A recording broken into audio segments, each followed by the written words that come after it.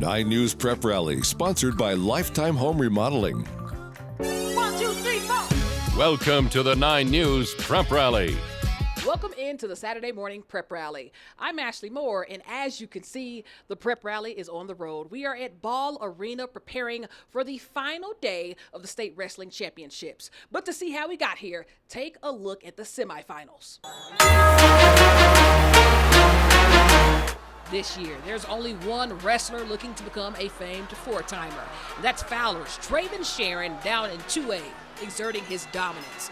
But speaking of dominance, the champ has returned. Chatfield's Ryan Hickey won in 2023, but sat out last year due to injury. She has 33 pins this year, and as you can see, she is back. It means a lot. It's a cool experience to come back from, and I forgot how good of an atmosphere it is out there and to wrestle. My goal is to win state. Preferably if I could pin everyone in the first period, that would be cool, but no hopes, just gonna go wrestle my matches. And then in 3A, Jefferson's Samuel Rosales has the opportunity to do what no other Jefferson wrestler has done.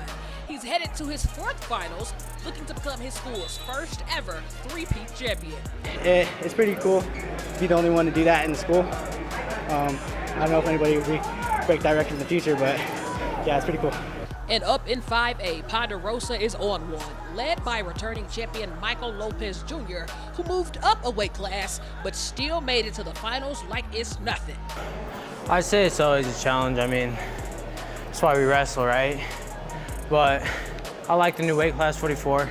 As far as Pomona goes, they're looking for their 7th consecutive title, one less than the record set by Ponderosa. But Pondo heads into the final day with a 9-point lead and looking to soil their hopes and dreams. That's the rivalry of Colorado right there. With over 1,300 wrestlers, there were a few siblings, but there was one specific pair at Holy Family, the Pounder siblings. JC and Jake headed into the biggest match of the year.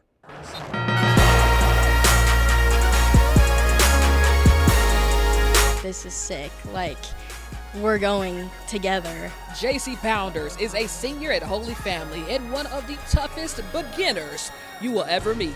We started our girls program last year, and so JC had never wrestled before. She started wrestling, 13 months ago. And it was her baby brother Jake, now a Holy Family freshman, who'd get her going. My brother started wrestling when he was 4, and ever since then I just fell in love with it. And it wasn't really big for girls then, so I didn't really get to do it until last year. Come on, JC, 10 more seconds. They're each other's biggest fans, right?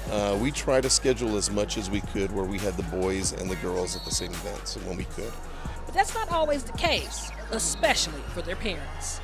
Regionals was hard for them because they had to be in 2 completely different spots, but I think this is really cool that they get to see us both here at the same time.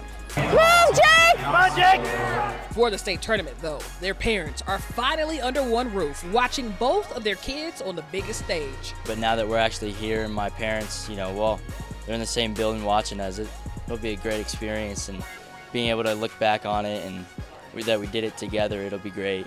JC finished the day 1-1, moving on to the consolation round, while Jake lost his first match of the day, but leave it to Mom to find the bright side. I am so proud. I am so proud. For him being one of the few freshmen that are out here, I couldn't be more proud. Next year. He'll be back, and we'll be here to see it.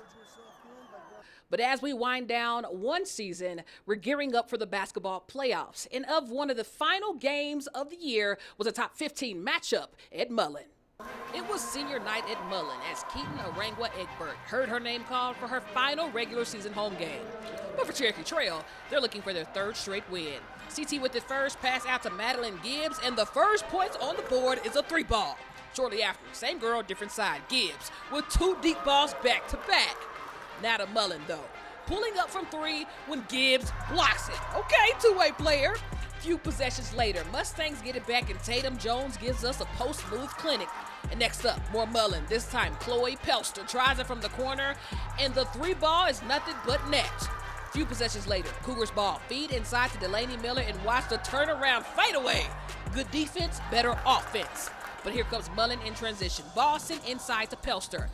But wait a minute, Aaliyah Broadus sent that one back to a roar. But the Mustangs get it back, and guess who? Arangwa Egbert between three gets the bounce. But who wants to see hustle play? Both teams fighting for the rebound when Miller gets it back, and watch her flex on the competition as CT wins 39-33. Meanwhile, at DSST College View, we have a good one. Denver West taking on the College View Wolves, led by Isaiah Tomita, who led the state with 10 steals a game. First quarter, West ball, and look who comes up with it. Tomita with his first steal of the game. Shortly after, West again, this time Todden Silver Colbert pulls it from deep. 3-0 Cowboys. But here comes West on the fast break, and it ain't a steal, but Tomita is out here blocking shots too.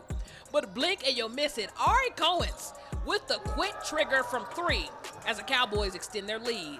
But let's see the Wolves. Joshua Sosa with the drive and strong finish with the left, and that will get his boys going. Tomita this time contested from three, and it's a bucket. But let's see some complimentary ball. Wolves drive, Amir Gamita blocks it. And here come the Cowboys in transition. Cohens with a little hesitation and nice drive to the hoop for the score. But to the final play of the first quarter. Clock expiring. Tomita with it, pulls it from the logo and on the buzzer. This man is a hooper. Wouldn't be enough though, as West wins 65-45. But as we mentioned, we are here at Ball Arena for the final day of state wrestling, the finals. And of course, for those results, you can tune in tomorrow morning on the Sunday Morning Prep Rally. For 9 News, I'm Ashley Moore.